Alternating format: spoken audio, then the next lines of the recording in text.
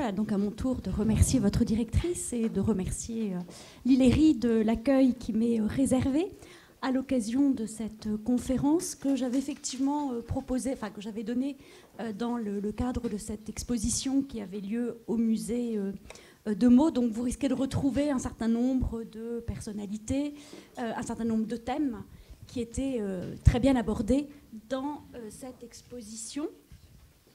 Alors peut-être pour commencer, je vous mets quelques éléments de sources et bibliographie. C'est évidemment pas exhaustif, mais ça vous donne une petite idée des travaux qui sont récemment sortis sur le sujet des conférences de la paix, puisqu'il va être quand même largement question de cette conférence de la paix, même si votre directrice m'autorise aussi à évoquer les questions plus socio-culturelles de cette diplomatie sur lesquelles sur lequel j'ai aussi beaucoup travaillé dans le cadre de ma thèse.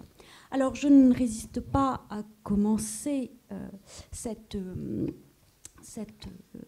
conférence par, bien sûr, les propos qui ont été tenus par Raymond Poincaré lors de l'ouverture, lors de la séance d'inauguration de la conférence de la paix le 18 janvier 1919 au Salon de l'Horloge au Quai d'Orsay. Et d'emblée, on pouvait penser que les diplomates tiendraient le premier rôle. Et voilà ce qu'il dit devant les délégations qui sont présentes.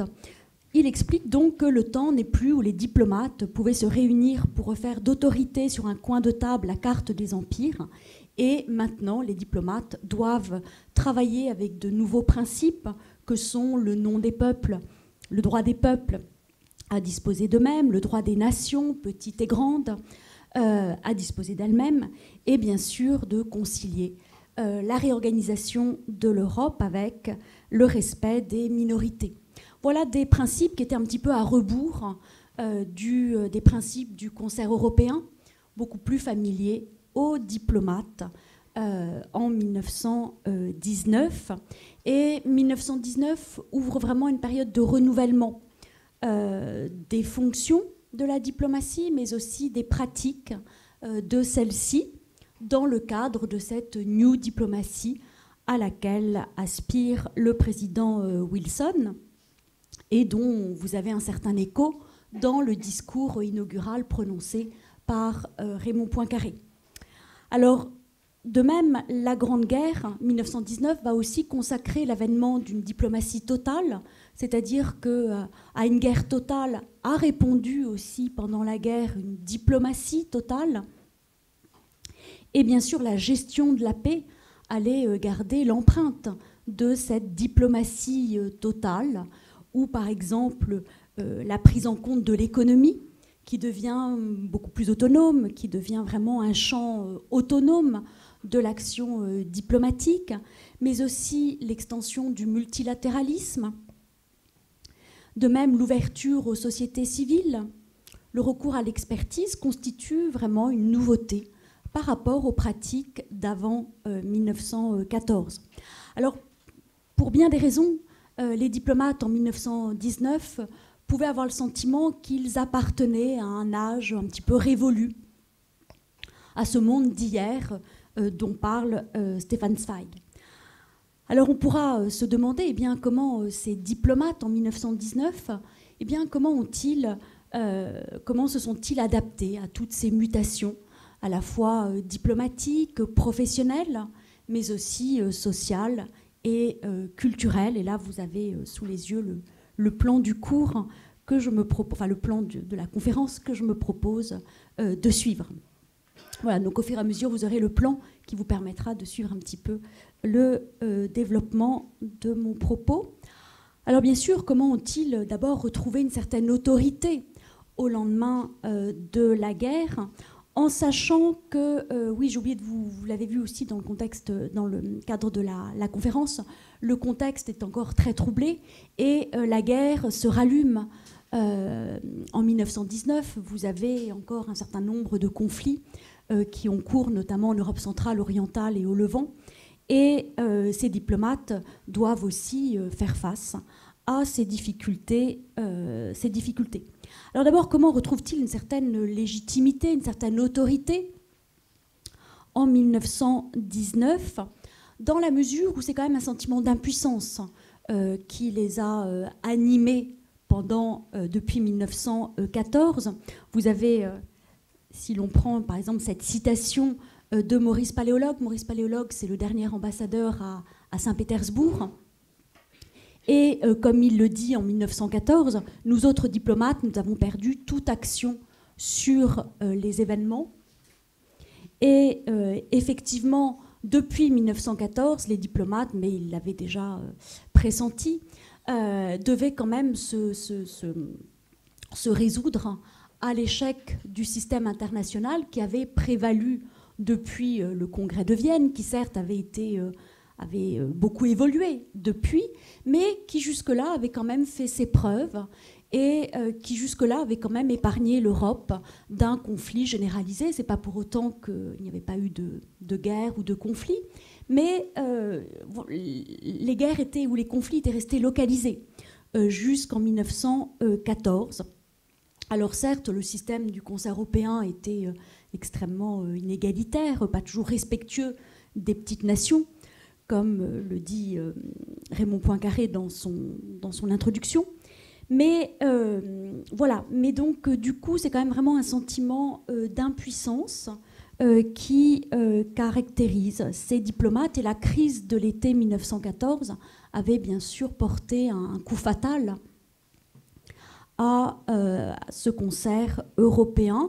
Beaucoup de diplomates ont le sentiment qu'ils ne pouvaient absolument pas arrêter l'escalade qui devait conduire l'Europe à la guerre. Et je vous ai mis les propos qui ont été tenus par Jules Cambon. Jules Cambon était ambassadeur à Berlin juste avant 1914, et il aurait dit à son conseiller Henri de Manville « Je me suis senti emporté comme un bouchon par un torrent ». Alors, la crise de 1914 avait de surcroît révélé l'impuissance de ces diplomates qui s'étaient vus imposer une solution armée par les États-majors. Et donc je parle de sentiment d'impuissance, d'échec, mais absolument pas un sentiment de responsabilité dans la dégradation du contexte international. Pour eux, pour ces diplomates, la seule coupable, c'est véritablement l'Allemagne. Et là, vous avez un propos tenu par Auguste Gérard. Pourtant, Auguste Gérard, c'est un diplomate qui avait grandi dans un certain culte de l'Allemagne, qui avait même servi, qui avait été envoyé par Gambetta à la fin des années 1870 à Berlin auprès de l'impératrice Augusta. Donc il avait une certaine fascination pour l'Allemagne. Et vous voyez que pendant la guerre, il tient des propos très sévères sur cette âme démoniaque de la puissance transcendante du mal, en parlant donc de l'Allemagne tenue pour la seule responsable des événements. Et vous voyez que pendant la guerre, les diplomates français ont cédé à la propagande anti-germanique, anti-allemande, et la dénonciation du militarisme prussien. Ils ont bien sûr greffé un thème largement utilisé par la propagande, à savoir la guerre du droit. Voilà, donc le thème de la préméditation allemande est aussi extrêmement répandu sous la plume de ces diplomates. Et il faut avoir à l'esprit qu'en 1919, ces esprits ne sont pas complètement démobilisés et que, bien sûr, la responsabilité de l'Allemagne ne fait point de doute pour ces diplomates qui avaient versé dans toute cette propagande anti-allemande pendant la guerre. Alors, ils n'ont pas non plus remis du tout en question leur rôle dans la dégradation des relations internationales, et notamment, ils n'ont pas du tout remis en question tout le système d'alliances auquel ils ont largement contribué. Notamment du temps de Delcassé, quand Delcassé est ministre des Affaires étrangères. C'est lui qui a perfectionné un petit peu ce système d'alliance que ses prédécesseurs avaient mis en place. Et au contraire, les artisans de ces alliances, que ce soit le marquis de Montebello à gauche, qui avait largement porté sur les fonds baptismaux l'alliance franco-russe, Camille Barrère, que vous voyez au centre, qui était ambassadeur à Rome pendant presque 20 ans, pendant plus de 20 ans même, et qui avait œuvré au rapprochement entre la France et l'Italie. Et puis Paul Cambon, qui est le principal artisan de l'entente cordiale et qui a joué un rôle aussi pour inciter l'Angleterre à entrer en guerre aux côtés de la France. Voilà, donc ils ne remettent absolument pas en cause tout leur travail, et en tout cas tout ce qu'ils avaient mis en place avant la guerre. Alors ce sentiment d'impuissance est né ils en font l'expérience dès 1914, mais aussi pendant la guerre, parce que pendant la guerre, et ça sera le deuxième point, pendant la guerre, eh bien, les diplomates ont vu aussi leur action concurrencée, voire même critiquée pendant la guerre. Ils ont travaillé dans des conditions très difficiles pendant le conflit, du fait de l'éloignement, de la difficulté des communications, du fait aussi de la désorganisation des services, que ce soit la désorganisation de l'administration centrale, mais aussi la désorganisation des représentations à l'étranger, du fait de la mobilisation. Ça, c'est une spécificité française, c'est que les agents ont été mobilisés, et vous en avez à peu près une centaine sur une administration qui compte environ 600 personnes. Vous avez une centaine qui ont rejoint donc leur corps d'affectation. Alors bien sûr, ça contribue à désorganiser les postes, alors même que la guerre génère un certain nombre de tâches supplémentaires. Alors ces diplomates ont aussi subi un certain nombre de critiques, et notamment si l'on pense par exemple à Jules Jusserand. Alors Jules Jusserand était ambassadeur à Washington depuis 1902, et on va lui reprocher de ne pas avoir su peser suffisamment sur le gouvernement américain pour obtenir son entrée en guerre des États-Unis suffisamment tôt aux côtés de l'entente, alors même que Jules Jusserand s'est livré à la propagande, qu'il n'a pas ménagé ses efforts pour obtenir des facilités de prêt, des facilités d'achat, et tout en ayant à l'esprit que les dettes contractées à l'égard des États-Unis risquaient de nous jouer quelques tours au lendemain de la guerre, en tous les cas risquaient de peser. Dans le règlement de la paix, vous avez cette citation où il explique « Nous dépensons les uns et les autres sans compter. Après la guerre, le règlement, autant dire après la guerre, le déluge. » Alors il n'est pas le seul à avoir essuyé ces reproches. On lui a aussi reproché d'être un peu coupé des milieux économiques. On lui a reproché aussi d'avoir entamé son crédit auprès de l'administration démocrate du fait des liens très intimes qu'il avait avec Theodore Roosevelt et avec toute l'administration républicaine. Bref, il perd de son aura auprès des responsables du Quai d'Orsay. Alors il n'est pas le seul à avoir été critiqué. Vous avez aussi, par exemple, notre représentant à Bucarest, qui se voit reprocher de ne pas avoir entraîné suffisamment tôt aussi le gouvernement roumain dans la guerre aux côtés de la France et de ses alliés. De même, vous avez un autre diplomate qui est en poste à Belgrade et qui, lui, est accusé d'être un peu trop complaisant à l'égard du gouvernement serbe, qui n'est pas très, qui affiche une certaine hostilité à l'égard de l'Italie. Alors, indépendamment de ces reproches, ces diplomates ont, dès la guerre, fait l'expérience aussi, ou ont assisté plutôt, à la montée des experts ou des personnalités étrangères, extérieures plutôt. Et effectivement, ils se voient concurrencés par un certain nombre de personnalités qui sont mandatées par les gouvernements français, que ce soit des hommes d'affaires, que ce soit des industriels, que ce soit des militaires. Et là, vous avez un exemple avec la mission de Joffre aux États-Unis en 1917. Mais vous avez aussi d'autres, indépendamment de Joffre, vous avez aussi Bergson, qui avait été envoyé en 1918 à Washington. Voilà, donc vous avez quand même une certaine... voilà, vous avez ce recours à des personnalités extérieures qui court-circuitent l'action de ces représentants, que l'on pense aussi par exemple à la mission de Gaston Doumergue. En 1917, il va à Petrograd et il va accompagner le général de Castelnau pour s'assurer que le tsar laissera les mains libres à la France pour rectifier ses frontières avec l'Allemagne. Alors aux États-Unis, il y a aussi surtout le rôle que va jouer André Tardieu. Alors si je vais un petit peu insister sur André Tardieu, c'est qu'il fait partie de la délégation française à Versailles, à la conférence de la paix. Et André Tardieu est envoyé à la tête de ce haut commissariat qui est créé en 1917 à Washington pour organiser l'aide américaine à l'effort de guerre de la France. Et André Tardieu, à la tête de ce haut commissariat à Washington, se voit affecter une administration tout à fait considérable pour l'assister.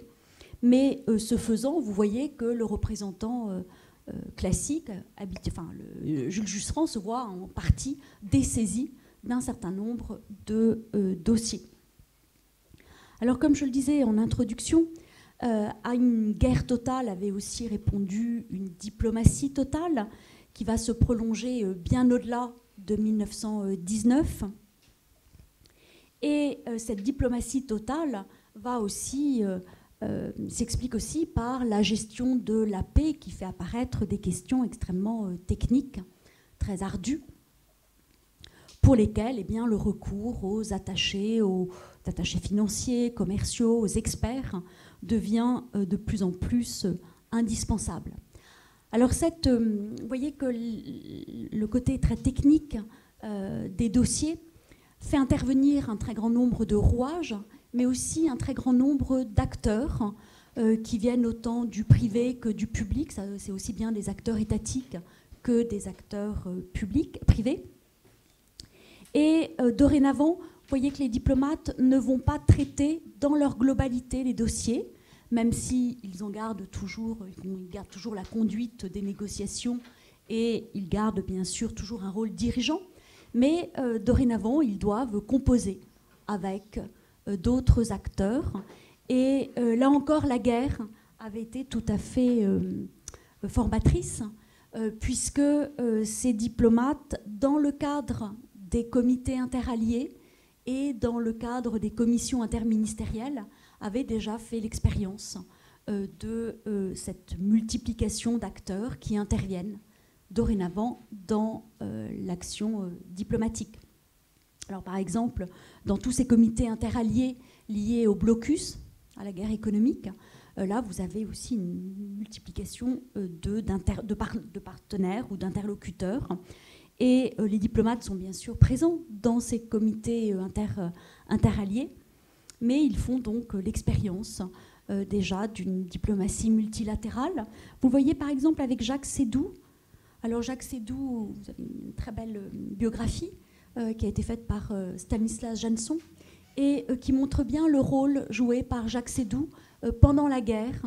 C'est lui qui on va lui confier dès 1914 toute la responsabilité du service de la guerre économique.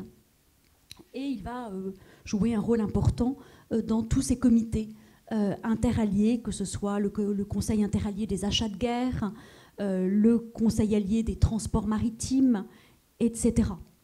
Alors, indépendamment des comités interalliés, vous avez toutes les commissions interministérielles, où là interviennent non seulement des diplomates, mais aussi les représentants des autres ministères impliqués dans la guerre, que ce soit les finances, le commerce, la marine, la guerre, bien sûr. Et voilà, donc dès la guerre, vous voyez qu'il y a le sentiment d'être dessaisi en partie de l'action diplomatique. Alors, en vue de préparer la guerre, les gouvernements se sont tournés vers des experts. Et vous avez dû voir dans l'exposition, vous avez dû voir mentionner ce comité d'études qui avait été monté par Briand dès 1917. Et vous avez donc ce comité d'études qui est constitué en janvier 1917, qui va se réunir ou à la Sorbonne ou à l'École normale supérieure jusqu'en juin 1919. Et ce comité d'études, qui est présidé par Lavis, assisté de Vidal de Lablache, va essentiellement réunir des savants, essentiellement des universitaires, que ce soit des géographes, des historiens, des linguistes, qui sont censés préparer les bases du futur traité de paix en s'appuyant sur l'éclairage de la géographie, de l'histoire, etc. Alors dans ce comité d'études, certains... alors, il n'y a absolument pas de diplomate, et vous avez, alors cette citation est un petit peu longue, mais Jules Laroche, qui est diplomate, qui est sous-directeur à la direction des affaires politiques, est un peu marri de voir que ce comité d'études n'est absolument pas ouvert aux diplomates et qu'il est exclusivement composé de géographes, d'historiens. Vous avez un seul officier, c'est le général Bourgeois, qui relève du service géographique de l'armée. Mais sinon, il n'y a absolument pas de diplomate. Et d'après Jules Laroche, bien sûr, c'est regrettable. Alors, il n'y a pas que les Français qui ont fait appel à des géographes, à des historiens, mais les autres pays aussi se sont tournés vers des experts de ce type. Par exemple, vous avez côté anglais, c'est le bibliothécaire du Foreign Office qui s'appelle Alwyn Parker, qui va être chargé, par exemple, de réunir toute la documentation nécessaire pour la conclusion de la paix. Du côté américain, là aussi, Wilson a chargé le colonel House de former un pool d'experts et vous retrouverez 33 universitaires. Non, pardon, vous ne trouvez pas 33, 125 membres qui vont faire partie de cette commission d'experts et ils sont recrutés très souvent au sein du monde universitaire. Alors vous avez aussi les juristes qui sont consultés avant même la conférence de la paix par Clémenceau, et notamment ils avaient été consultés pour savoir dans quelle mesure on pouvait établir la responsabilité pénale de Guillaume II dans le déclenchement de la guerre. Voilà, alors vous voyez que la guerre a été quand même une période déjà de remise en question de cette diplomatie traditionnelle, et avec la guerre, eh bien, l'on voit émerger de nouvelles pratiques, de nouveaux principes. Mais conséquence quand même positive, c'est que pendant la guerre, les diplomates se sont familiarisés avec une négociation, avec une plus grande expérience de la négociation, avec des acteurs et des partenaires beaucoup plus variés que ceux auxquels ils étaient habitués, d'une part. Et puis, ils se sont aussi familiarisés avec les méthodes d'une diplomatie multilatérale, que ce soit essentiellement dans le cadre des comités interalliés. Alors, pendant la guerre, ils ont aussi fréquenté les milieux de l'émigration centre-européenne, et ils ont aussi fréquenté les chefs des comités nationalistes slovaques, polonais, tchèques. Ils se sont aussi familiarisés avec les problématiques qui vont être débattues à Versailles. Alors, quel a été leur rôle à Versailles ? On a parfois tendance à penser que le rôle qu'ils ont été plutôt relégués dans les coulisses de la conférence de la paix, que le premier rôle est bien sûr détenu par les hommes politiques, les décideurs, et qu'ils se sont vus effectivement concurrencés par les experts. Alors il faudrait nuancer. Les diplomates n'ont pas été complètement évincés de la préparation de la paix. Ils ont siégé dans les différentes instances, et notamment ils ont participé aux travaux préparatoires de la conférence de la paix, même si leurs idées n'ont pas toujours été retenues. Par exemple, si l'on prend par exemple tout le projet qu'avait établi Philippe Berthelot, qui prévoyait par exemple, qui avait proposé dès novembre 1918, il proposait d'établir d'abord des préliminaires de paix qui auraient été négociés entre les Alliés, qui auraient été soumis aux Allemands, et qui par la suite aurait été soumis à l'ensemble d'une conférence, mais une conférence qui aurait réuni aussi bien les belligérants de l'entente comme ceux de la Triplice. Et puis vous avez tous ces diplomates qui ont officié dans les services du blocus et qui vont être aussi, qui vont participer au comité suprême économique. Et là, Jacques Sédou, dont je vous parlais tout à l'heure, a été un des artisans, enfin des acteurs de ce comité suprême économique, même si là encore, ses options, ses propositions n'ont pas été retenues. Il voulait prolonger le blocus et il ne souhaitait pas que l'on démantèle toutes les structures du blocus. Il pensait qu'il fallait maintenir cette coopération économique et l'étendre à tous les pays européens, quel que soit le camp auquel ils aient appartenu. Alors lors de cette conférence, vous avez, vous le savez, 27 États qui se réunissent, qui vont bénéficier entre 1 et 5 délégués. Les grandes puissances, enfin, ou les alliés, vont avoir 5 délégués, et puis les autres, en fonction de leur rôle et de leur statut, les autres pays auront entre 3 et 1 délégué à la conférence de la paix. Alors ces délégués sont désignés par les États. Quelle est la place des diplomates? Alors là, ça varie selon les délégations. Mais si vous prenez par exemple la délégation américaine, vous retrouvez donc Wilson, Lansing, qui est le secrétaire d'État chargé des affaires étrangères. Vous retrouvez le conseiller et ami très intime de Wilson, le colonel House. Vous avez le général Howard Bliss. Et puis vous avez un diplomate, Henry White, qui est un diplomate assez chevronné, qui est assez connu des milieux européens.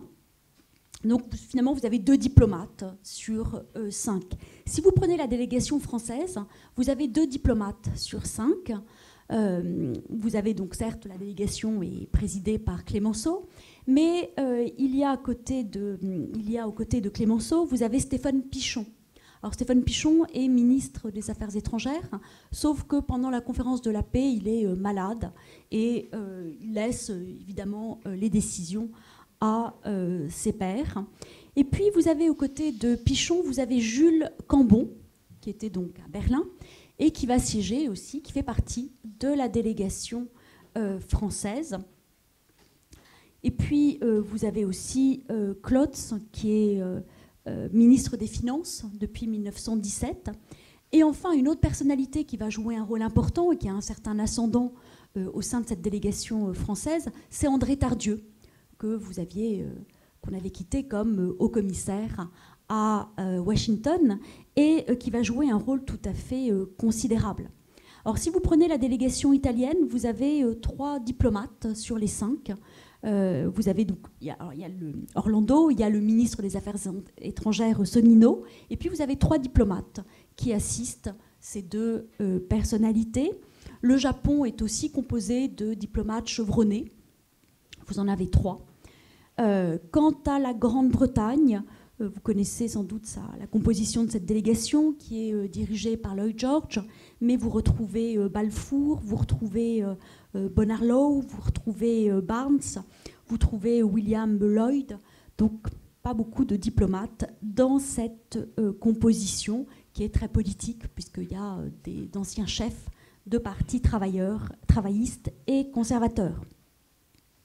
Alors à côté de ces délégués plénipotentiaires, eh bien, vous avez une foule d'experts, de conseillers. Vous avez donc ces délégations sont quand même sont très importantes. Si vous prenez par exemple la délégation britannique, il y a 200 personnes.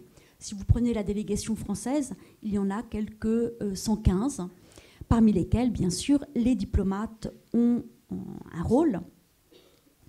Alors, dans les différentes instances qui ont joué un rôle dans cette fabrique de la paix, vous avez bien sûr l'Assemblée plénière qui, elle, va se réunir à cette reprise et qui va surtout statuer sur les questions les plus sur des questions tout à fait importantes, notamment avec les conditions de paix avec l'Allemagne et l'Autriche. Vous avez le Conseil des 10. Alors, le Conseil des 10, c'est ce sont les chefs d'État ou de gouvernement et les 5 ministres des Affaires étrangères.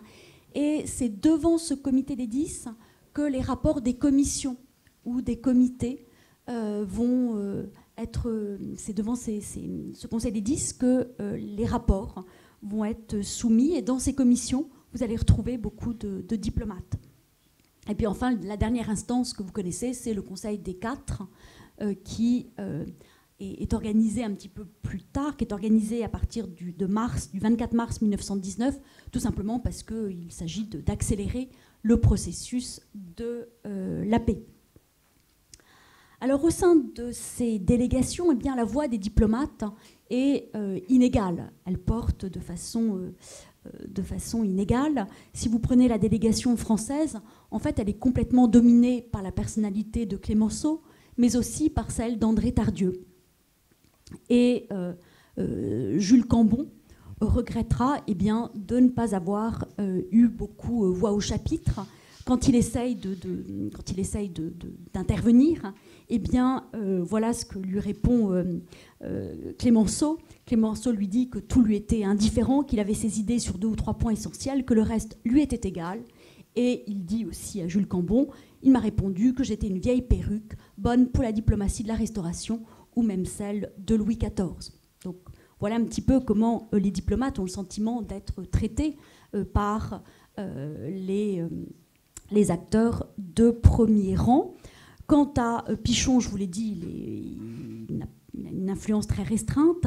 Et puis il y avait un personnage qui aurait pu jouer un peu plus, qui aurait pu avoir un peu plus d'étoffe, c'était Dutasta. Alors Dutasta était un diplomate très proche de Clémenceau, on prétend même qu'il en était le fils naturel.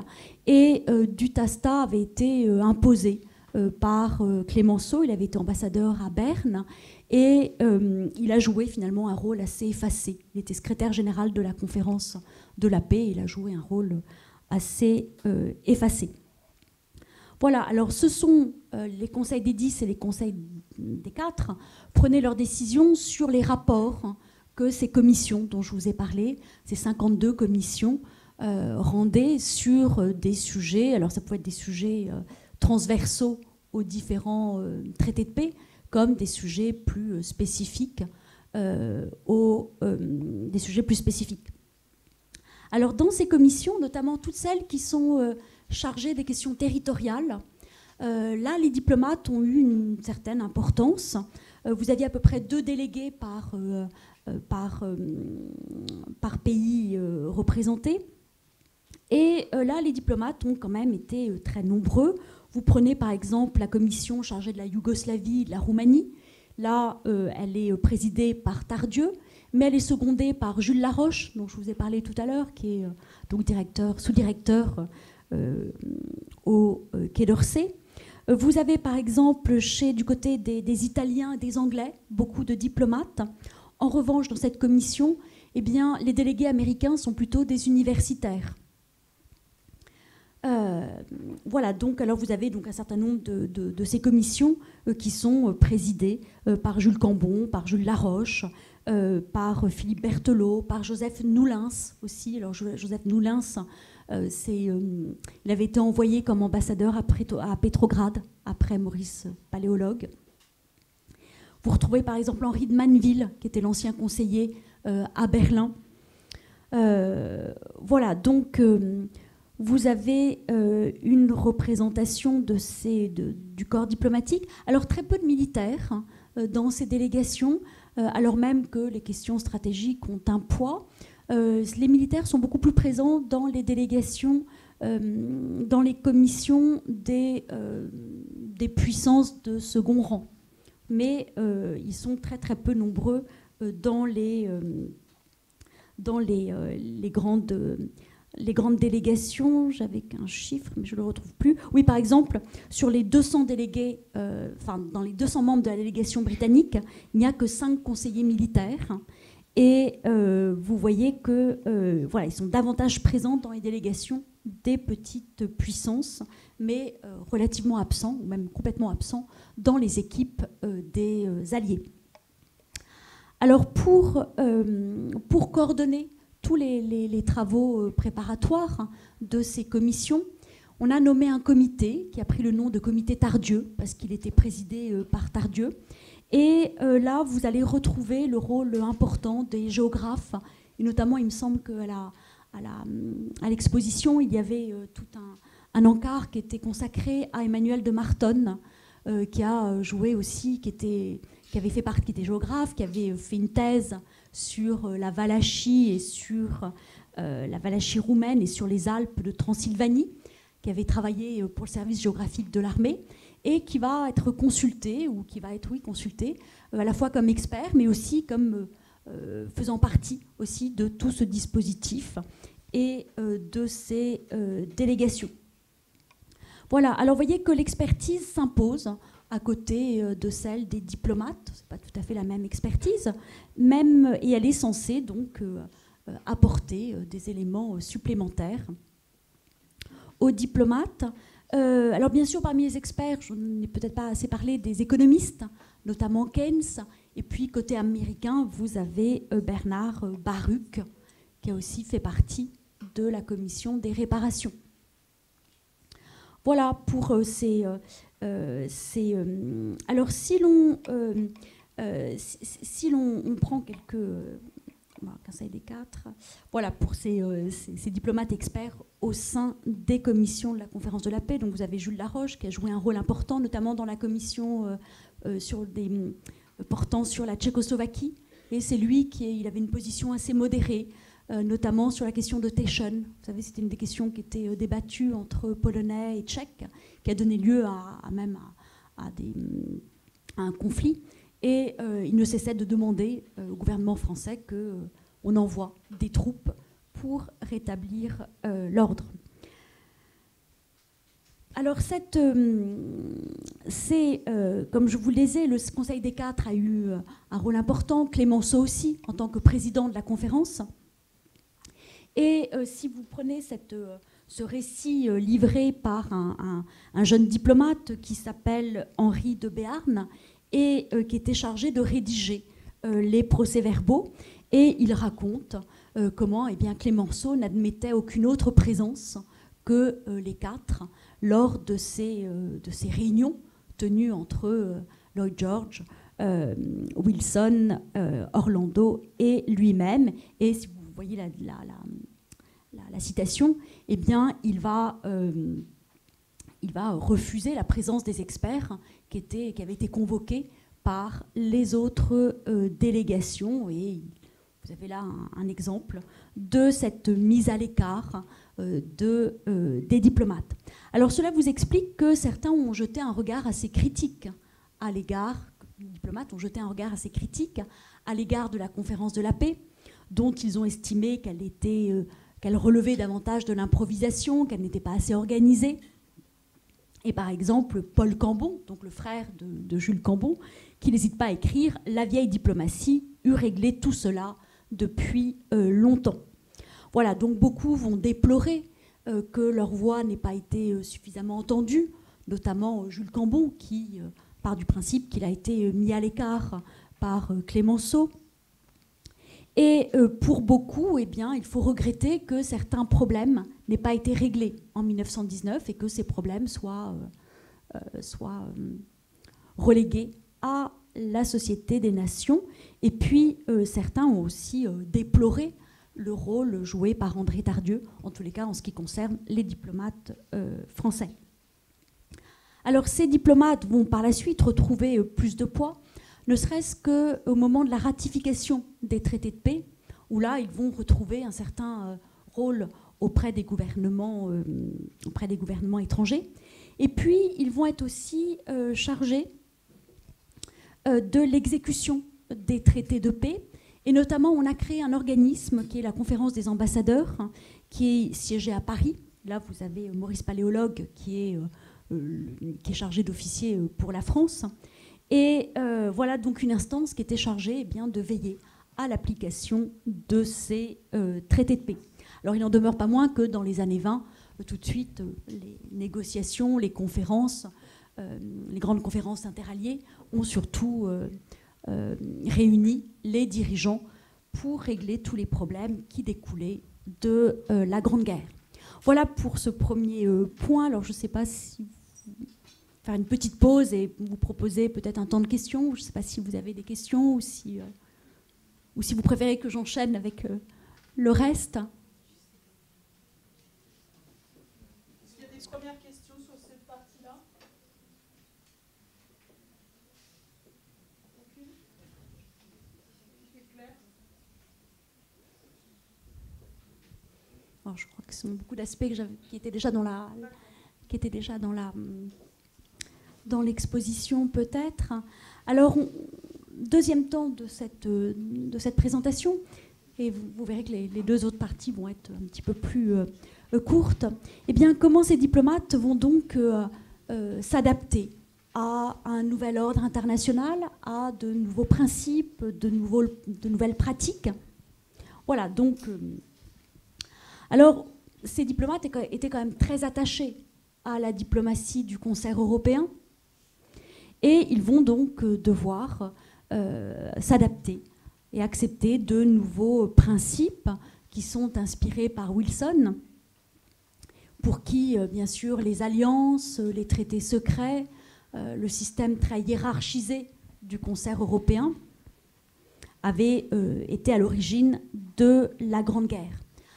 Alors, il n'était bien sûr pas question de revenir au concert européen en 1919, dans la mesure où certaines puissances de ce concert européen n'étaient plus présents ou avaient perdu leur poids. L'Allemagne était de toutes les façons exclue du système international. La Russie bolchevique, de toutes les façons, tout système lui était... elle rejetait tout principe de système international jugé trop bourgeois et impérialiste. L'Empire ottoman est en pleine déconfiture. Voilà, donc reconstituer un concert européen avec des puissances... Enfin, il était difficile de renouer avec ce concert des grandes puissances. Et puis, il fallait, donc les diplomates devaient donc s'approprier les nouveaux principes de Wilson, l'idée d'une diplomatie publique, l'idée de l'égalité des nations, du droit des peuples à disposer d'eux-mêmes. Et notamment, il fallait adapter, donc en tout cas rectifier recomposer ou réorganiser les frontières de l'Europe sur la base de ce principe des nationalités. Et puis, il fallait aussi qu'ils acceptent le rôle de la SDN comme pivot du nouveau système international. Voilà, donc ils devaient donc véritablement rompre avec des principes auxquels ils étaient habitués. L'idée, par exemple, que l'équilibre de l'Europe devait dorénavant reposer sur le principe des nationalités.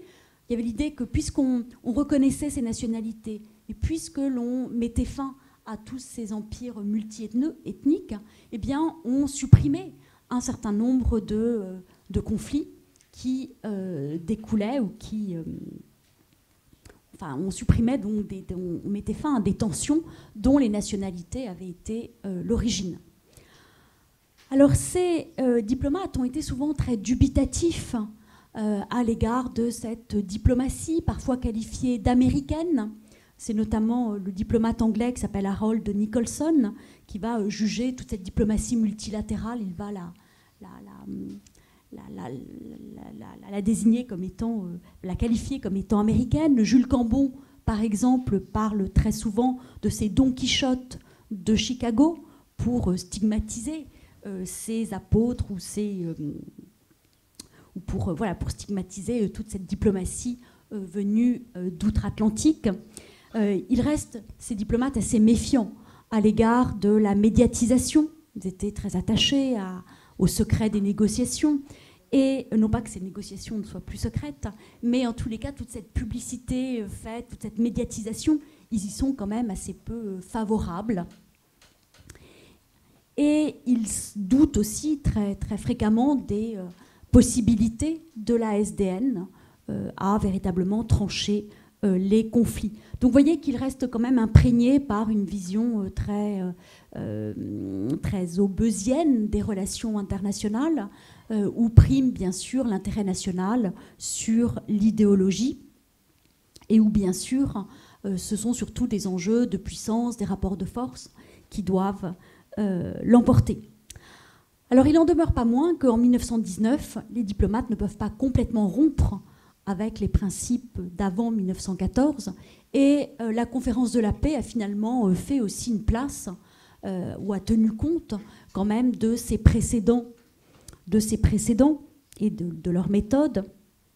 Alors ne serait-ce que parce qu'on décide quand même que les principales puissances ont quand même discutent quand même de tout, hein, donc ça a été décidé dès la conférence de Londres.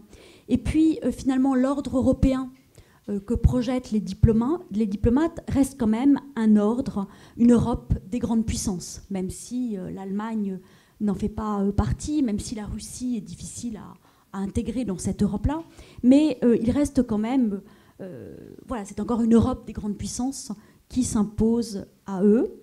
Et puis, certes, ils sont bien obligés de prendre en compte le droit des peuples à disposer d'eux-mêmes et le principe des nationalités, mais ce n'est pas pour autant que les principes d'équilibre, que la prise en compte aussi des intérêts nationaux n'a pas été... enfin voilà, que les intérêts nationaux et des considérations d'équilibre ont aussi joué dans la rectification ou dans le tracé des frontières. Alors ces diplomates aussi doivent accepter la promotion de l'expertise. Et cette expertise, elle est bien sûr, elle s'impose. Alors elle n'est pas complètement nouvelle parce que les conférences notamment de La Haye de 1899 et de 1907 avaient déjà fait appel à ces experts. Mais en 1919, l'expertise devient incontournable.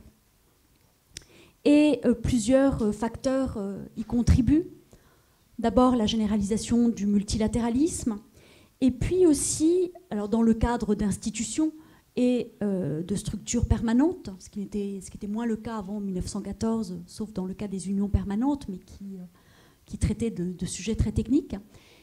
Et surtout, ce qui a conduit à cette expertise, c'est aussi l'extension du champ diplomatique à des domaines de plus en plus spécialisés.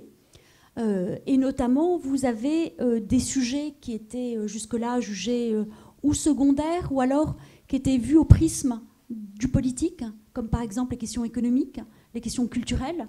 Et ces questions-là vont s'autonomiser et se spécialiser.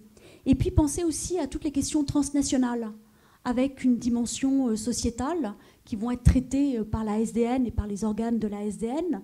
Pensez par exemple à la question des réfugiés, du travail, notamment dans les colonies, de la santé. Donc voilà, vous voyez des domaines qui deviennent beaucoup plus spécialisés, beaucoup plus techniques et qui requièrent l'expertise. Alors, je ne parle même pas de toutes les questions économiques, monétaires. Les diplomates ne sont pas toujours formés à traiter ces sujets-là. Et ils vont aussi, enfin, les appareils diplomatiques vont aussi s'adapter à ces mutations du champ diplomatique. Et on va voir apparaître, à côté des diplomates, eh bien, des attachés commerciaux, financiers, qui vont soulager en partie ces diplomates. Et puis, donc vous allez avoir des rouages. Les administrations vont créer de nouvelles sous-directions, et notamment celle des relations commerciales, qui va finalement gérer toutes les questions liées aux réparations. Et puis, vous avez, voilà, donc de plus en plus, à partir de 1919, vous avez des acteurs très variés qui interviennent.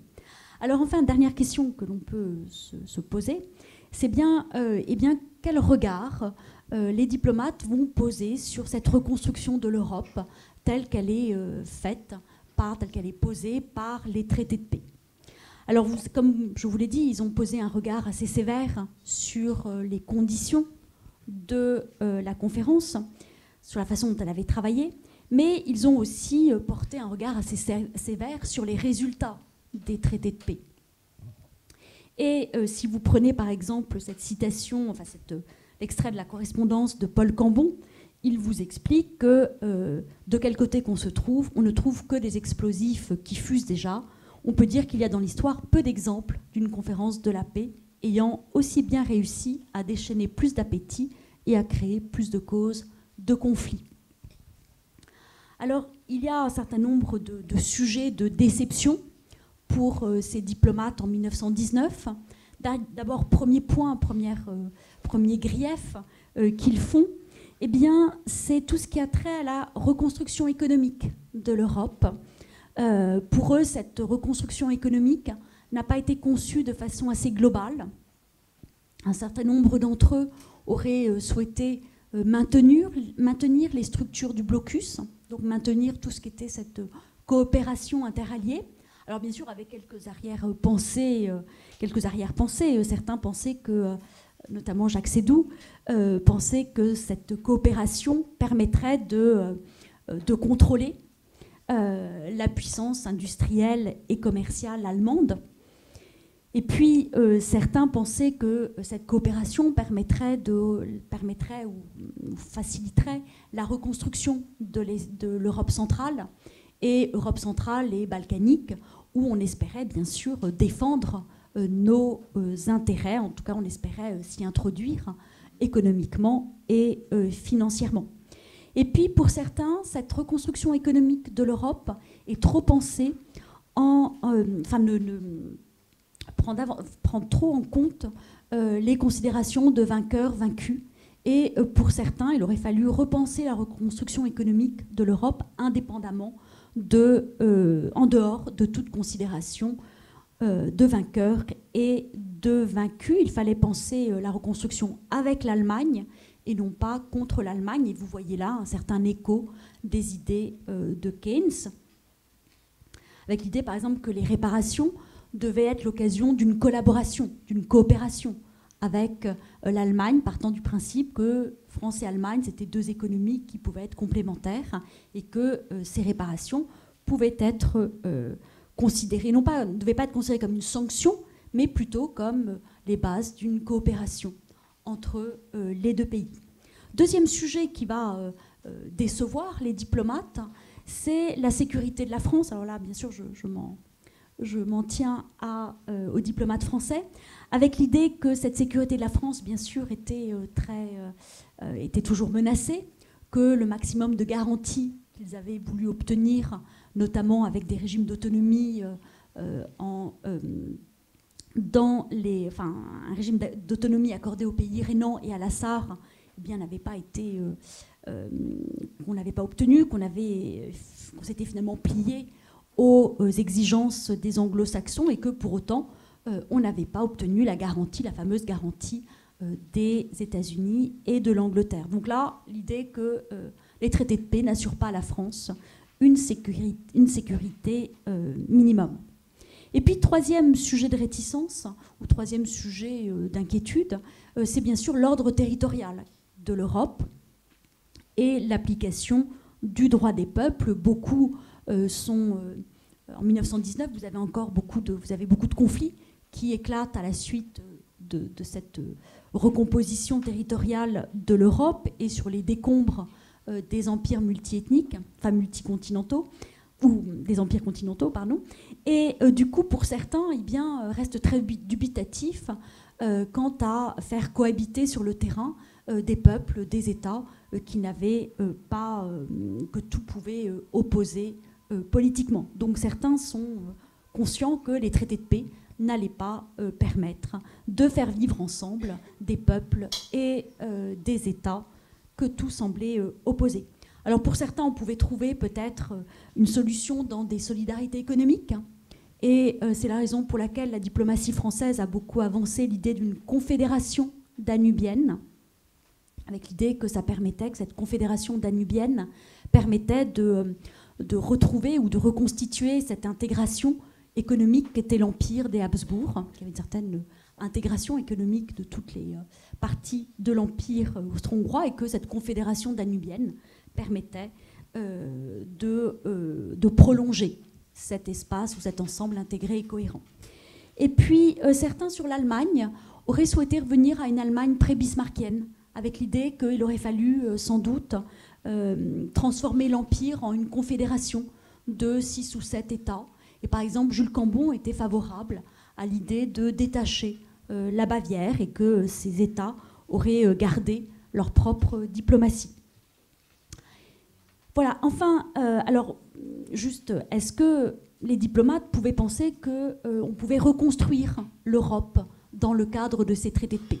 Alors, pour certains, oui, dans la mesure où c'était possible, mais à condition de ne pas penser en termes de vainqueurs et de vaincus, qu'il fallait abandonner cette dichotomie, et qu'il fallait surtout exploiter toute la souplesse des traités de paix et laisser une certaine marge de manœuvre dans leur interprétation. Et puis pour d'autres, ces traités de paix ne permettaient pas de reconstruire l'Europe, dans la mesure où les discussions avaient été trop politiques, trop stratégiques et pas suffisamment économiques, et qu'en tous les cas, on n'avait pas suffisamment coordonné, articulé les questions économiques et les questions politiques. Et puis il y a un dernier problème, c'est la Russie. Comment reconstruire l'Europe sans y intégrer la Russie? Alors j'en viens à mon dernier point, qui est le volet plus social et culturel de ce propos. C'est que vous voyez, vous avez vu ces diplomates qui étaient qui devaient faire face au bouleversement de l'Europe, aux modifications, aux mutations des principes, des pratiques de la diplomatie. Et il n'en demeure pas moins que ces diplomates ont eu le sentiment quand même d'être finalement les derniers survivants d'un monde en train de disparaître. Et ça sera donc le dernier point. Alors en effet, si vous prenez l'Europe en 1919, elle a beaucoup changé, que ce soit la défaite des empires centraux, que ce soit le renouvellement des élites dirigeantes, que ce soit la disparition de la Russie tsariste. Vous voyez que tout pouvait porter un coup au modèle traditionnel du diplomate que l'on a souvent identifié ou que l'on a ramené à la figure du marquis de Norpois chez Proust. Et voilà, donc l'idée que ce modèle traditionnel avait pu aussi être affecté par les bouleversements introduits par la Grande Guerre. Alors si vous prenez cette citation de Roger Perfit dans un roman qui est un petit peu postérieur, qui date de 1951, eh bien en fait il semble qu'il n'en est rien, puisque comme il le dit, la carrière désigne la carrière le corps diplomatique, personnel diplomatique, ne déteste pas ce qui rappelle l'Ancien Régime, elle se montre complaisante à l'égard de toutes ces vanités. Alors en effet, les diplomates peuvent avoir le sentiment qu'en 1919, ils ont encore un parfum d'Ancien Régime. D'abord, du fait de leurs origines sociales. Vous avez là une représentation sociale très brillante du personnel diplomatique. C'est le cas en France, même si vous aviez eu une certaine démocratisation, une certaine ouverture de ce personnel diplomatique à la fin du XIXe siècle. Mais la République continue à recruter du côté de Guermantes, et vous avez à peu près un tiers d'aristocrates au sein de ce personnel diplomatique. Et parmi les jeunes gens qui se présentent au concours en 1919, beaucoup d'entre eux viennent de ces milieux de l'aristocratie ou de la bourgeoisie, de la haute bourgeoisie, ou économique, ou intellectuelle, ou encore bourgeoisie d'affaires.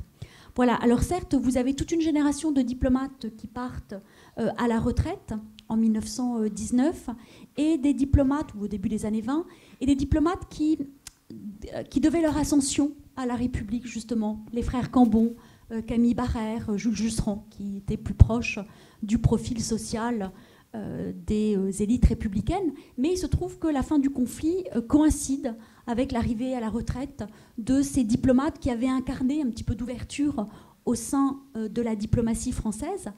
Et cette diplomatie française des années 20 va être illustrée par des diplomates recrutés à la fin du 19e et au début du 20e siècle, selon un système assez hybride, à la fois de concours et en même temps de cooptation. Et donc vous retrouvez dans ce personnel diplomatique en 1919 eh bien, des héritiers qui appartiennent aux milieux les plus brillants.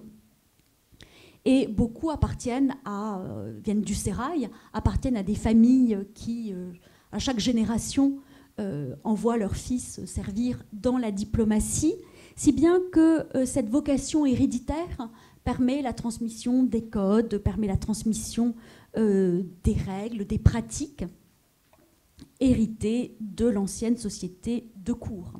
Alors qu'en est-il de la fortune? Parce que dès que la guerre se termine, eh bien, la vie mondaine, avec son cortège de réceptions, de manifestations, va reprendre. Et certains eh bien, vont déplorer le fait que les moyens dévolus à la représentation soient moindres, mais ces diplomates en général ont une situation une situation financière qui en général leur permet d'assurer leur devoir de représentation malgré les crises de l'après-guerre, malgré la diminution de la rente foncière, malgré l'inflation. Alors certes, vous avez là l'ambassadeur qui est à Vienne, qui s'appelle Maurice Caron de Beaumarchais, et qui se plaint que la représentation française n'est pas suffisamment... qu'il y va de la dignité de la représentation diplomatique, parce que les moyens alloués ont été un petit peu rognés. Alors ces diplomates retrouvent dès 1919 une sociabilité très active, avec toute une série de devoirs mondains qui sont en même temps des devoirs professionnels. Et vous voyez le comte de Saint-Aulaire, qui est ambassadeur à Londres, et qui explique que très vite, il est obligé de se faire représenter par son épouse et ses filles pour pouvoir trouver quand même un peu de temps pour travailler. Alors malgré l'avènement d'une diplomatie plus technique, comme vous l'avez vu, eh bien, les diplomates se réfèrent toujours quand même au modèle forgé par la tradition. Et ils se réfèrent toujours au modèle traditionnel du diplomate. Alors j'ai je ne sais pas si vous arrivez à voir, oui. J'ai quelques citations assez savoureuses à vous livrer, et notamment les appréciations qui étaient portées sur les dossiers de candidature des jeunes gens qui postulaient à l'entrée de la carrière en 1918-1919. Et vous voyez que les commentaires qui sont faits par la commission du stage permettait d'autoriser les candidats à se présenter au concours. Et vous voyez que d'un certain Amédée de Clermont-Tonnerre, eh bien, on explique qu'il donne l'impression d'un esprit réfléchi, pondéré. Il a toujours fait preuve de tact, de bonne éducation, mérite d'être reçu. Et puis vous avez un autre candidat qui s'appelle Pierre de Plessis de Grenaudan. Et là, on explique qu'il fait très bonne impression, qu'il est zélé, travailleur, donc ses qualités professionnelles ou en tous les cas intellectuelles sont reconnues, mais que surtout, il est d'une excellente tenue. Et il sera bien sûr admis à concourir. Alors il n'y a pas que les appréciations portées sur les candidats au concours, mais aussi toutes les appréciations portées par les chefs de poste sur leurs subordonnés, sur leurs collaborateurs. Et là encore, vous voyez l'attachement à un modèle social qui peut paraître un peu suranné ou un peu révolu. Et c'est le cas, par exemple, de Charles de Chambrun, qui est conseiller à Constantinople, et son ambassadeur écrit qu'il a une éducation parfaite, a de la race et des traditions, homme du monde, avait dans le corps diplomatique de nombreuses et utiles relations. Donc vous voyez que le profil social, ou en tous les cas les qualités sociales et mondaines des diplomates ont survécu à la guerre, et que ce sont toujours les qualités d'hommes de salon qui sont retenues par les responsables du Quai d'Orsay. et qui, bien sûr, se réfère toujours à ce modèle traditionnel. Alors, bien sûr, avec l'avènement de cette nouvelle diplomatie, eh bien, certains diplomates vont cultiver une certaine nostalgie pour une diplomatie qualifiée de vieux style, avec son goût des formules surannées, avec son culte exagéré du secret. Et vous avez, par exemple, le baron Bayens qui explique que la plume a toujours une grande importance dans cette maison où l'on se flatte de bien écrire et où l'on griffonne de plus en plus. Alors la figure de l'homme de dossier, de l'expert, a quand même du mal à véritablement s'enraciner dans cette culture diplomatique. Si l'on en juge par exemple le portrait qui est fait de Jean Herbette. Alors Jean Herbette avait été envoyé comme ambassadeur auprès des soviets. Il appartient pourtant à une dynastie qui a donné quelques diplomates. Et son conseiller, qui s'appelle Claude de Boissinger, eh bien, explique qu'il présentait le type achevé de l'homme de cabinet. Par là même, il était le contraire d'un diplomate. Voilà, donc vous voyez que la figure de l'expert, de l'homme de dossier, n'est pas encore l'image la plus plébiscitée par les diplomates. Et que ces diplomates conservent quand même toujours une préférence pour l'entre-soi, pour la fréquentation des élites sociales, des élites traditionnelles, et ils ont tendance un peu à négliger la fréquentation des représentants de la société civile. Et quand ils le font, eh bien, ils s'attirent les foudres de leurs collaborateurs, et vous le voyez dans la dernière citation. Alors juste en conclusion, vous voyez qu'il n'en demeure pas, malgré cet attachement à un modèle social un peu dépassé, eh bien une partie du Quai d'Orsay ou une partie des diplomates s'est quand même plié aux exigences nouvelles du métier, et qu'ils se sont donc initiés d'abord à la faveur de la guerre, mais aussi à la faveur de la conférence de la paix et de la gestion de cette paix, aux problèmes, à des problèmes techniques beaucoup plus ardus. Et ils ont fait l'expérience d'une diplomatie multilatérale qui est ouverte à des experts et à des acteurs venus d'horizons de plus en plus variés, et avec lesquels ils doivent dorénavant composer, au risque sans doute de perdre une partie de leurs attributions. Voilà, je vous remercie.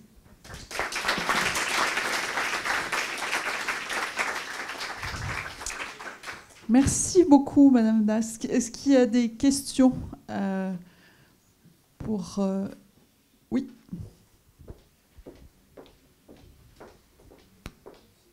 Vous pouvez vous présenter. Bonsoir, je m'appelle Théo Bertrand et je suis étudiant en B2 à l'Illery. Je tenais à vous remercier pour votre conférence, votre présence ce soir et pour votre dynamisme dans la présentation du contenu. Je voulais vous poser une question peut-être un peu naïve et spécifique qui portait sur certaines aberrations qu'on remarque dans justement cette conférence de paix, et je pense notamment au couloir de Danzig.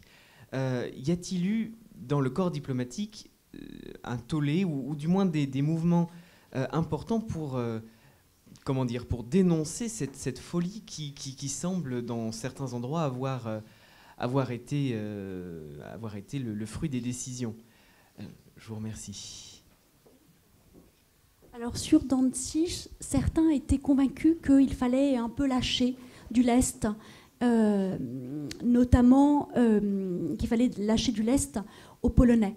Et que, notamment, c'était la position de Jules Laroche, qui pensait que si les Polonais obtenaient quelques satisfactions concernant Danzig, eh bien, ils accepteraient de laisser Teschen à la Tchécoslovaquie. C'est ce bassin houillé qui est disputé par les deux pays. Et beaucoup de ces diplomates étaient convaincus quand même que la Tchécoslovaquie était sans doute l'alliée potentielle la plus sûre. Et donc, il fallait lui maintenir un potentiel, la doter d'un potentiel économique, industriel important. Donc, il y a aussi ce jeu de compensation. On donne aux uns, mais pour obtenir une certaine souplesse sur d'autres dossiers. Donc, en tous les cas, sur Danzig, il y avait l'idée qu'il fallait qu'on allait concéder, faire quelques concessions aux Polonais qui voulaient absolument un port sur la Baltique. Mais en revanche, on attendait d'eux eh bien, qu'ils adoptent une attitude plus conciliante sur Taishan, qui était quand même l'objet d'un contentieux assez fort. Et à partir du moment où la France voulait établir un système de sécurité sur et la Pologne et la Tchécoslovaquie, c'était un peu compliqué d'avoir effectivement deux pays en froid qui constituaient le dispositif de sécurité de la France, avec toutes ces alliances de revers. Voilà. Merci. Une autre question ? Oui. Bonsoir madame, merci beaucoup pour votre conférence. Moi j'ai une question justement sur le modèle de la tradition diplomatique française. Est-ce que ce modèle, on est 100 ans après le traité de Versailles, est-ce qu'il est encore en vigueur ou pas ? Mais ma question est beaucoup plus profonde. Pour devenir un bon diplomate dans les années 2020, qu'est-ce qu'il faut ? Si vous aviez un petit conseil à nous donner, ce serait sympa. Merci beaucoup. Alors je pense que déjà le recrutement s'est beaucoup démocratisé, du fait notamment des dernières promotions de l'ENA, que maintenant c'est... la question, c'est de savoir est-ce qu'il y a assez de femmes qui sont à part égale au sein du corps diplomatique. Voilà, donc c'est plus ces problématiques-là qui se posent que vraiment une ouverture sociale de la diplomatie. Alors en attendant, si vous prenez l'annuaire diplomatique, vous y retrouverez encore des descendants de ces familles qui ont pendant longtemps eu le monopole de la diplomatie. Mais ce modèle, qu'en reste-t-il ? Il en reste forcément, il y a encore en plus il y a tout un imaginaire encore qui est nourri par ces fonctions traditionnelles de représentation. Et si vous prenez toutes les dernières publications, par exemple sur les ambassades, sur les décors, sur les hôtels diplomatiques, sur les résidences à l'étranger, vous voyez que l'importance accordée à la fonction de représentation est encore extrêmement importante et que la République continue à allouer quand même des moyens pour assurer cette fonction sociale et représentative de la diplomatie. Donc il en reste encore quelque chose, même si, bien sûr, les réceptions ont certainement perdu, ou cette représentation a aussi perdu un peu de son faste du fait des coupes budgétaires et des restrictions. Voilà. Mais il en reste quelque chose, mais elle est sans doute beaucoup moins... la fonction de représentation est revenue à une part assez équilibrée avec les autres fonctions d'information, par exemple des diplomates. Je pense que le métier de diplomate a sans doute beaucoup évolué et qu'on attend de lui maintenant d'être un bon manager, de savoir manager une équipe avec des représentants des différents ministères. La négociation, elle est faite à un autre niveau, surtout dans les ambassades européennes. Donc je pense que c'est peut-être dans les ambassades multilatérales que la fonction de négociation est peut-être beaucoup plus importante que dans les diplomaties bilatérales, surtout dans le cadre européen. Alors que faut-il pour être un bon diplomate ? S'intéresser au pays dans lequel on est. C'est souvent ce que l'on a reproché aux diplomates, de ne pas suffisamment connaître la réalité du terrain, d'avoir des missions souvent très courtes, 3 ans. Alors qu'à l'époque dont je vous parle, les ambassades, parfois, les diplomates étaient en poste pendant 10, 15, 20 ans. Donc voilà, alors à tel point qu'on pouvait aussi se moquer en disant que finalement on avait un excellent ambassadeur d'Italie en Italie, alors qu'avec le sentiment que les intérêts italiens étaient mieux défendus que les intérêts français. Voilà, donc j'ai l'impression que les diplomates doivent encore davantage composé avec des rouages, avec des acteurs à toutes les échelles, que ce soit que la diplomatie reste celle des États, mais les régions ont aussi développé leur propre diplomatie. Voilà, donc j'ai l'impression qu'il y a une multiplication d'acteurs, de rouages qui interviennent dans la défense des intérêts d'un pays. Voilà, mais le modèle social, je crois qu'il est un tout petit peu dépassé quand même, qu'il est un peu, il n'a plus tellement cours dans cette diplomatie, même si on continue à allouer des moyens à cette représentation.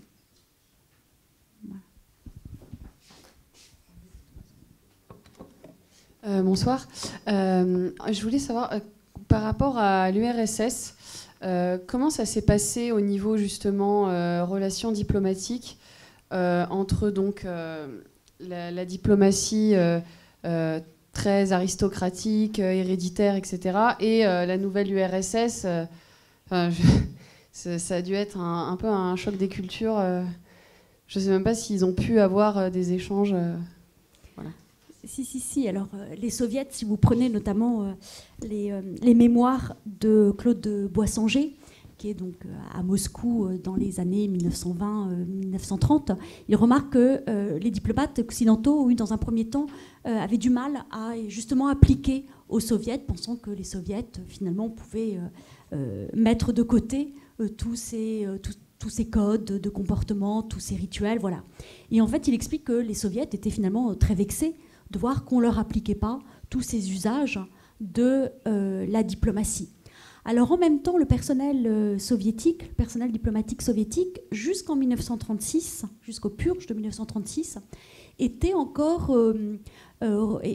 composé de représentants de l'aristocratie ou de la bourgeoisie qui s'étaient ralliés aux bolcheviks. Un exemple, c'est la princesse Kollontai, qui a été la première femme diplomate qui appartenait à l'aristocratie russe et qui s'était ralliée aux bolcheviks et qui va représenter... Alors on s'est un peu débarrassé d'elle parce qu'elle était un petit peu envahissante. Et donc Lénine, puis après Staline, l'ont envoyée représenter la Russie bolchevique en Suède, mais aussi à la SDN. Donc vous voyez que cette diplomatie bolchevique, elle a fait preuve fait preuve de certaines innovations en nommant une femme ambassadeur. C'est la même chose, en tous les cas ministre plénipotentiaire.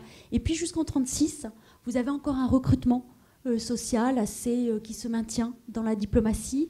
Et c'est surtout à partir de 1936 que vous avez un renouvellement de l'élite diplomatique qui va s'accentuer à partir du moment où c'est Molotov aussi qui est nommé à la tête du commissariat des affaires étrangères, commissariat des affaires extérieures en mai 1939. Et là, le recrutement a complètement changé. Une autre question ? Vous parliez de cette première diplomate russe, c'est ça ? On s'aperçoit que, il y a 100 ans, la place des femmes dans la diplomatie, elle était extrêmement minime et qu'en fait, elles étaient là pour faire de la représentation, d'après un témoignage que vous nous avez lu. Est-ce que vous avez, dans vos recherches, rencontré des femmes qui avaient une place importante dans ces ces femmes, on leur prêtait quand même une certaine influence, notamment Jules Cambon disait qu'il fallait toujours écouter, qu'il fallait cultiver le commerce des femmes parce que très souvent, on pouvait apprendre d'elles beaucoup de choses. Mais c'est vrai que ces femmes, elles ont surtout tenu un rôle social, mondain, philanthropique, qui certes pouvait assurer le rayonnement du pays, mais ça restait quand même un rôle très traditionnel.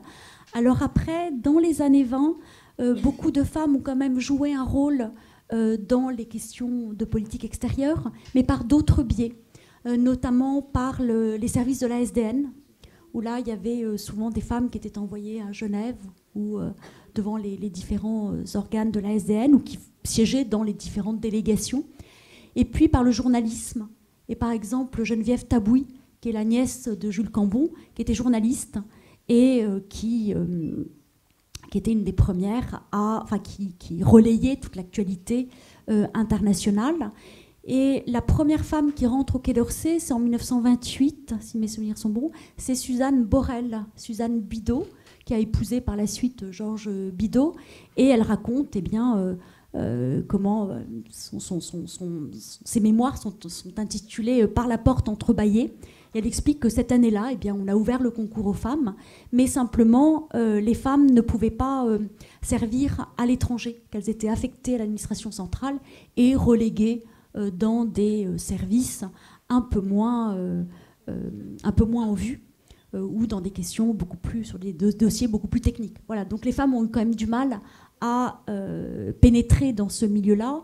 Et la première femme ambassadeur, c'est dans les années 70. C'est Michelle Campana et elle est ambassadeur, je crois, au Nicaragua. Donc Voilà, donc, mais pratiquement jusqu'au début des années 2000, il y a quand même une sous-représentation féminine au sein du Quai d'Orsay, aussi parce que les femmes, à la sortie de l'ENA, prennent assez peu le Quai d'Orsay.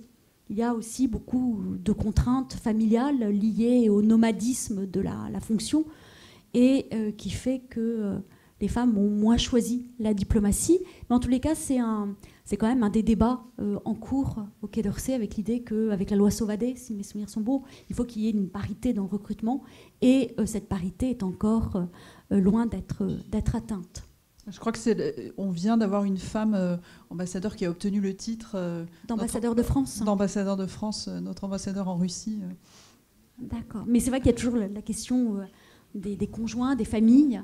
Et il y a une expérience qui a été tentée, c'est en Croatie, où on a nommé un couple, 2 ambassadeurs, l'époux et l'épouse, et par alternance, eh bien, ils se partagent l'ambassade. Et donc voilà, donc à Zagreb, il y a 2 ambassadeurs, mais il y a une alternance qui se fait. Voilà.